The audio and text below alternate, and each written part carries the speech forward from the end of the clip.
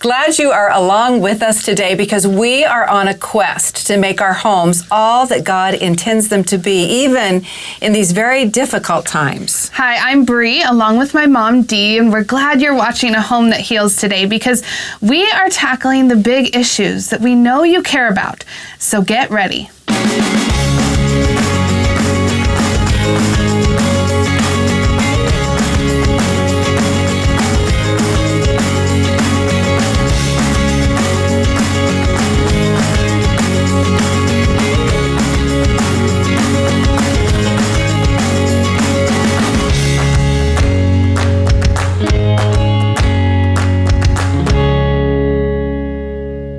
Welcome.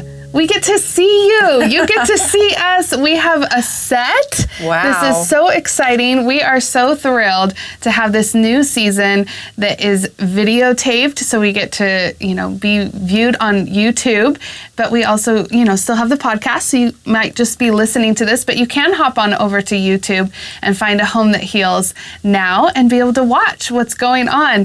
Thank you to KTSY for giving us this opportunity. This is really fun. So true. And this is a brand new season for A Home That Heals. And we have a focus that we are really anxious to tell you about because it's something you've been telling us. The culture war that is going on in our world right now is breaching our homes. It is getting inside of our homes, and we need to know how to engage, how to not just sit back and complain and worry, and a lot of worry, right? A lot of worry about what's going on, but actually to have some answers, some practical tools to use to engage in this war. And we believe that, God is going to equip us. He knew we were going to raise our kids at this time in history. He knew that it wouldn't be easy. But He is bigger than all of these problems and pressures that we're facing. So as much as I like to get cozy and, pull the blanket up over my head, if you are like me and you've realized no longer can I stick my head in the sand, but I've got to gear up. I'm got to get ready for this battle, then please come along with us this season. We're going to tackle the big issues, starting today with a very big issue that our kids are facing, and it is completely invading our homes, and that's pornography. And so we called an expert who has not only helped us and our family battle up, gear up for this war that we are facing with pornography, but she also has so many resources for you and your family too. Her name is Kristen Jenson. She's with Defend Young Minds. And Mom, why don't you go ahead and read the many accomplishments and just help that she is giving parents today. I want you to know that we have found the best. She is the strongest voice that we could find in this fight against pornography's influence. And if you think it isn't going to affect you, I really hate to give you this news, but it is true. It is reaching into homes that you would never expect. As a matter of fact, Common Sense just did a very scientific poll and found that 73% of American teens have consumed pornography, and on average, their exposure to pornography began when they were just 12 years old and even younger. But here's what we love about who you're going to meet today. Kristen Jenson of Defend Young Minds. She is an expert on this issue, but she is all about raising resilient, empowered, screen-smart kids who know how and why to reject pornography. She is the author of the #1 best-selling book that you maybe have heard about. If not, you're going to hear about it today and you're going to want to get it. It's Good Pictures, Bad Pictures, Porn-Proofing Today's Young Kids. And you're going to get lots of practical help from Kristen, so let's jump right in. Hi, I'm Brad, president of Northwest Christian Credit Union, and we're proud to be sponsoring this episode of A Home That Heals. At Northwest Christian Credit Union, your financial well-being is our priority. Your Christian values are welcomed, and your faith is encouraged. From everyday personal banking to multi-million-dollar church loans to biblically sound investing, Northwest Christian Credit Union is your stewardship partner. We're here to serve with personalized banking in person or online. Northwest Christian Credit Union has been serving the Christian community since 1954. Investing back into our local Christian community is a part of our DNA, and believe that healthy homes foster a stronger community. So we are proud to sponsor A Home That Heals. Visit mynccu.org to explore how membership can benefit you. Welcome, Kristen. We are, of course, very grateful for your time today and so appreciative that our audience gets to get connected with you here. And then we want to really connect them with you at defendyoungminds.com too. Oh, we are so thankful for the resources that you provide to families to help equip us and encourage us. I know our conversation today is going to be really encouraging to a lot of moms and dads out there. I got to thank you for the books, too, Kristen. You sent us a couple of your books, although my daughter already had them because she has kiddos that range from 12 down to 6. But I wanted a copy, too, and I'm going to treasure it because I love what you wrote inside. On Good Pictures, Bad Pictures, you wrote, "You can do it," with an exclamation point. And then on this one, the new one that you just have out, Good Pictures, Bad Pictures Junior, you wrote, "You have the power." And so that's what we're going to talk about today. We're so grateful. But let me ask you this, Kristen, first off. How urgent is it that our audience listen to what you have to say and really pay attention to this issue?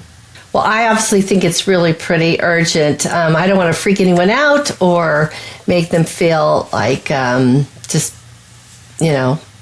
putting this off for another day or week or month. Kids are getting exposed earlier and earlier to pornography. It is having an effect on them. It is, in some kids, creating addictions. And there are a lot of other problems that it is changing the way they look at sex. It is prematurely sexualizing them. But our kids can have a different choice. They can have a better path.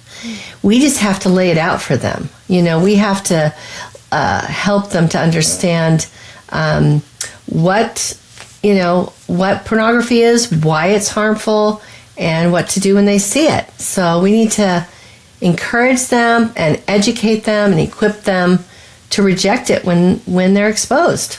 I'm really thankful for all the resources you have provided for us on defendyoungminds.com. Because as a parent, I know I struggled with this, and I think a lot of parents struggle with when is too young to bring up this topic. I don't want to put ideas in their mind. I don't want to create a curiosity that perhaps wouldn't have been there if I hadn't mentioned it. How would you answer that question that I think a lot of parents have? Yeah, and it's a good question, and I totally understand why parents are a little hesitant, especially if they feel like they have a curious kid. But this is the thing. You've got two choices, right? One choice is just to, cross your fingers and hope, right, that your kid does not see porn or get sexualized before you've started talking, with them. And that can, that's a game of chance, right? Because you really never know when they will be exposed. I would say the other option, though, is you can educate them, just like any other danger, right? You can educate your child. You can help them so they won't be caught off guard, because kids that are caught off guard are more vulnerable to pornography than kids that are previously warned. And yes, it's true. There's going to be some kids that no matter what you do, there are some kids that will learn from instruction and learn from observation, and then there are other kids that no matter what you do, they will just go look. But I still feel like even for those kids, it's better that they have some information and that you've been the one that have opened the doors to talking about it so that they know that you're a safe person, right? So they have a context, I guess, kind of to view it by. It's not like a complete unknown.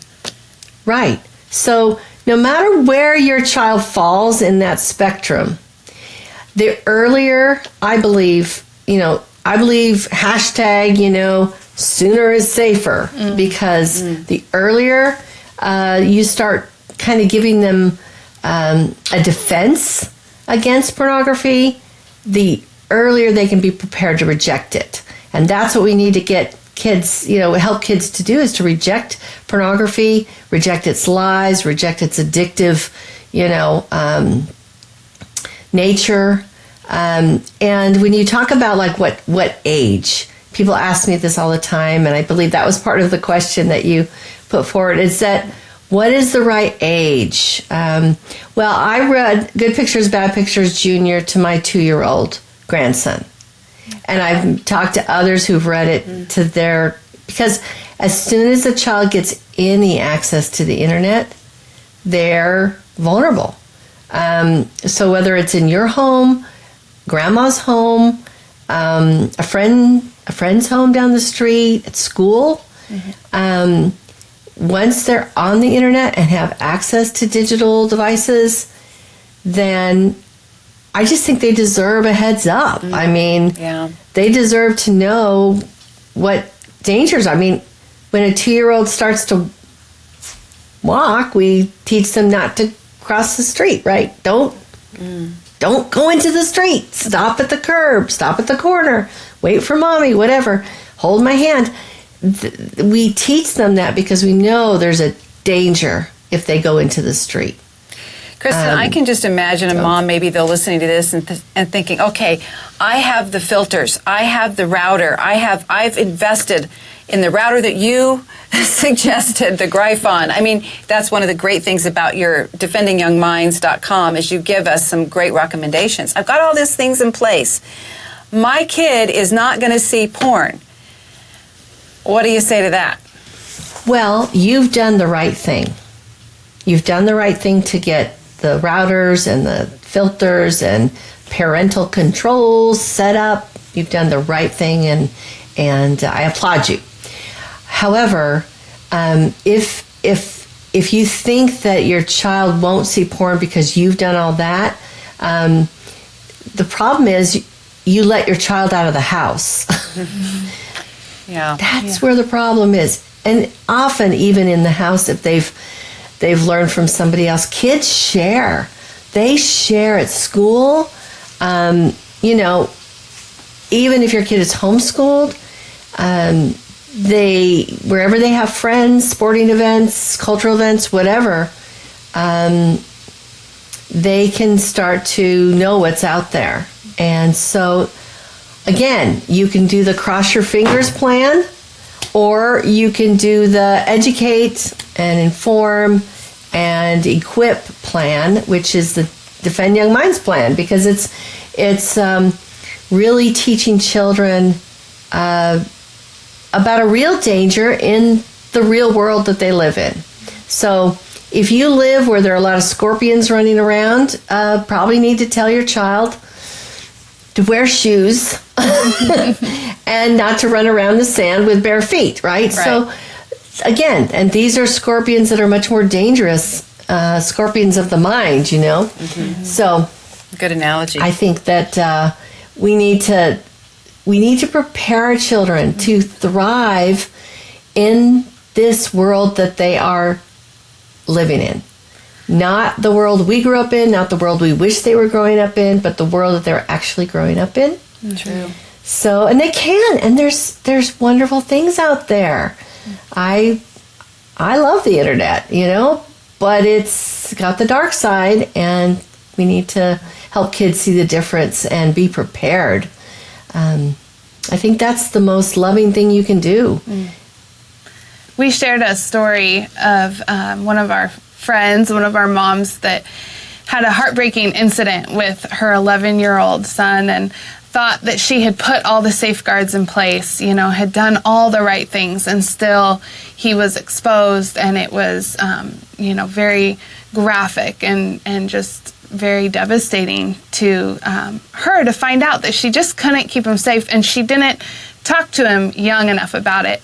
We got to follow up with her and ask, what would you ask Kristen, and what has happened since then? And she's had conversations with her son, and he said, I just wish that I had known it was wrong.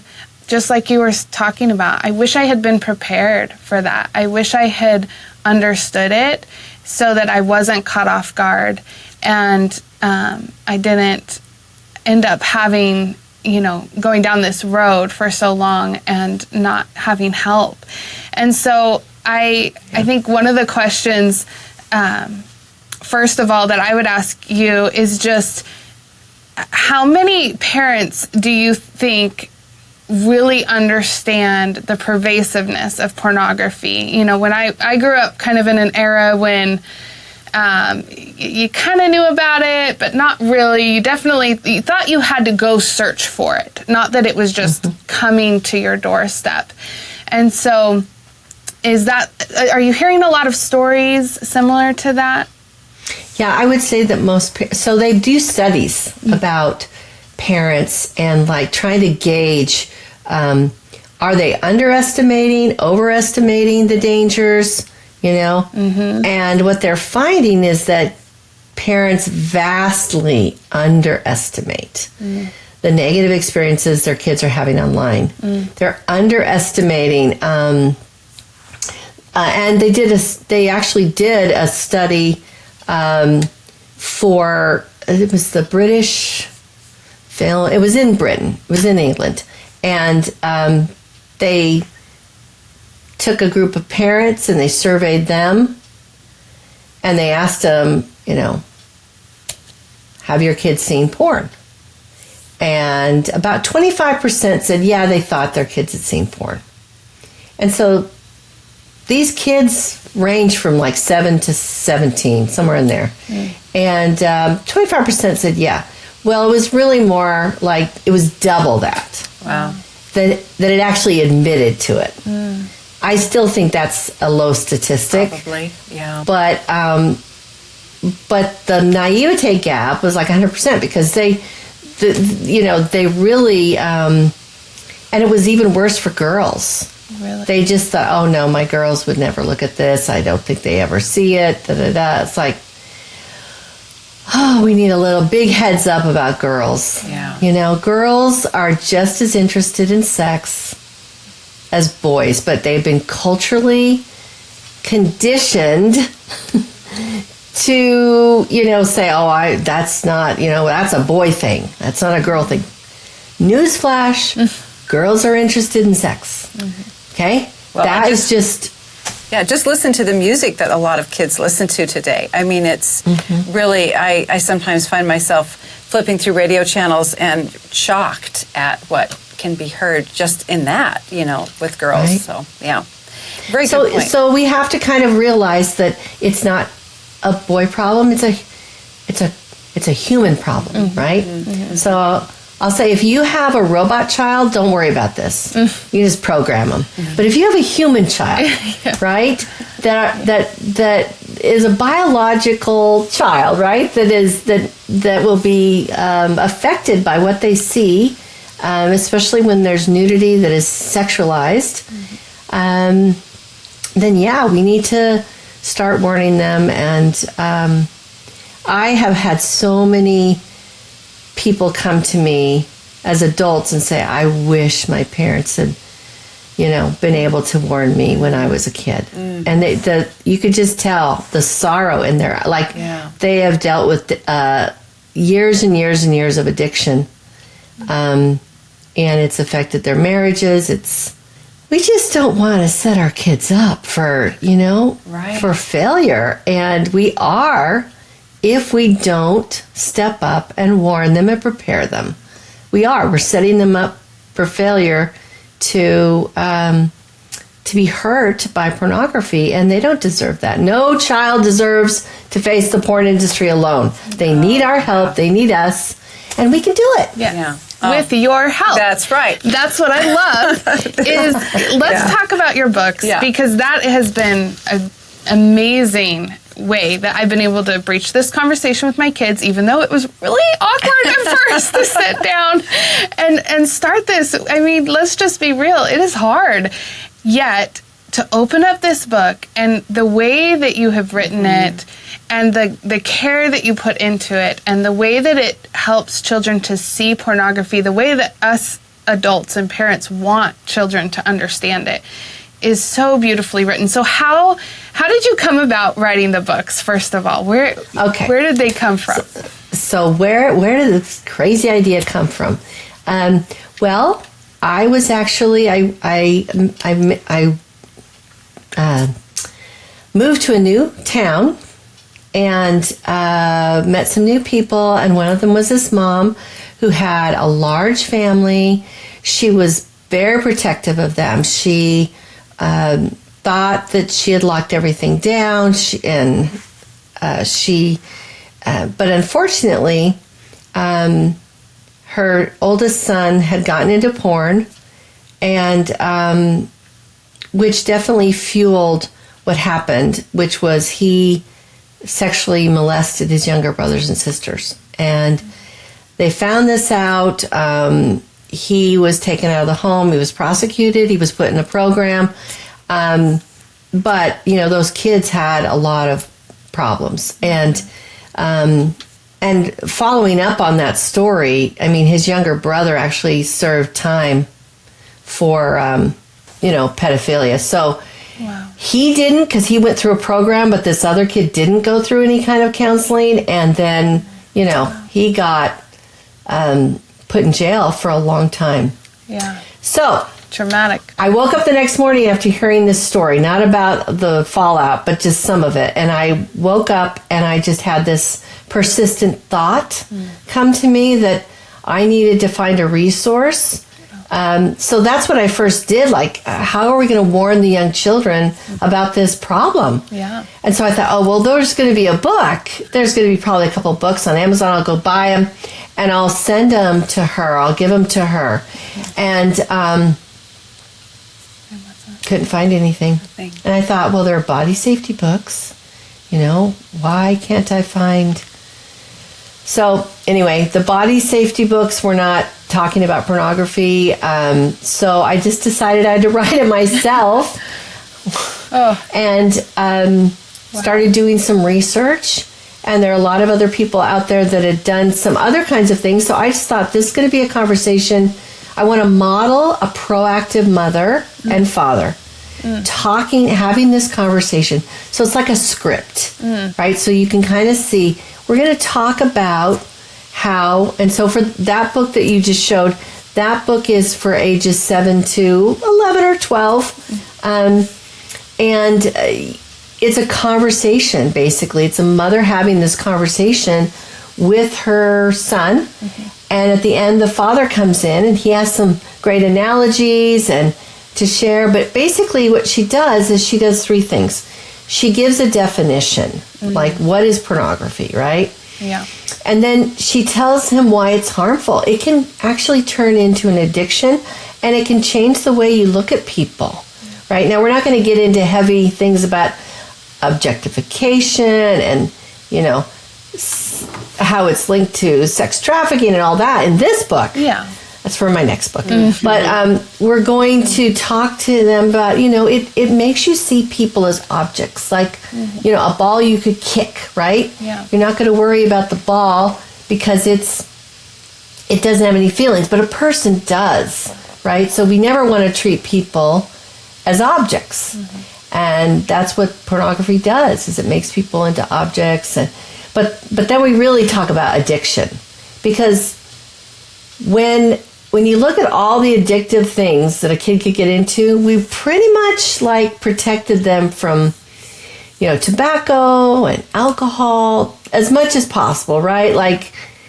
Like you can't go in when you're 18 years old and buy alcohol in most grocery stores, at least, or liquor, wherever. Like you have to have ID that show you're 21 in most states in the United States. And you can't buy tobacco, same thing, but you can get porn when you're 7 and you can, it's free. So that's a warning and then a plan for what to do when you see it. So a definition, a warning, and a plan. Oh. Well, Kristen, we're going to want to bring you back for a second episode and talk about addiction. But I just want to tell our audience right now, if you've kind of gained a new appreciation for how important this issue is, please share this with 5 friends. Just reach out and share with them, because that's the way that we as moms can help other moms and help people that don't end up in the situation that the person you met did. And Kristen, I just thank you that you actually did something, to address it. A lot of people probably have had a similar experience, But what you've started is huge. DefendYoungMinds.com is huge, and it's a great resource for practical help. When we come back in our next episode, Kristen, we're going to want to talk a lot more about addiction. We're going to want to talk, you mentioned dads. I'd like to know what your message is for dads. And so if we can keep you here, we're going to keep going for another episode.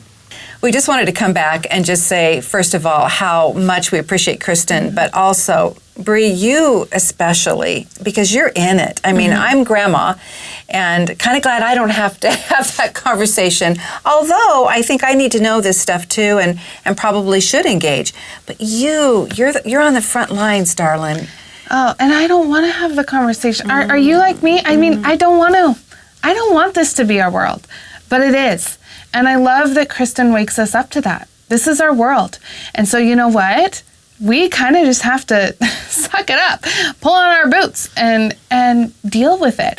But I have found such comfort. I've gone to Defend Young Minds many times. And I love that there's a search button because she has gobs of information. Yeah. It almost can be overwhelming. Where do I start? Well, you can type in, how do I talk to my kid about X, Y, and Z. Type in your situation, and you are going to find a wealth of information, whether it's articles that have been written, her books, the curriculum she offers, different guides on how to talk to your kids about certain things. It is going to be amazing to you that, you're going to walk into this thinking, I really don't want to deal with this, and you're going to walk out feeling prepared. And I love that, and I'm so thankful for that. Yeah, and this interview today will continue on our next episode, and she has some nuggets of wisdom that you do not want to miss. So be sure to catch episode 2 with Kristen Jenson. But before we leave you, I just want to give you an assignment. Maybe you don't like assignments. You've already got one to go to Defend Young Minds, but here's another one. Read Psalm 27. I think if you'll read Psalm 27 in light of this issue, you will be encouraged that you are not alone. Not only do you have us, we're just yammering away here, but we have the God of the universe who cares about this issue. He cares about you and your kids. Read Psalm 27, be encouraged, and come back next time for more encouragement on A Home That Heals. A Home That Heals is produced in partnership with 89.5 KTSY. To find out more about them, go to ktsy.org.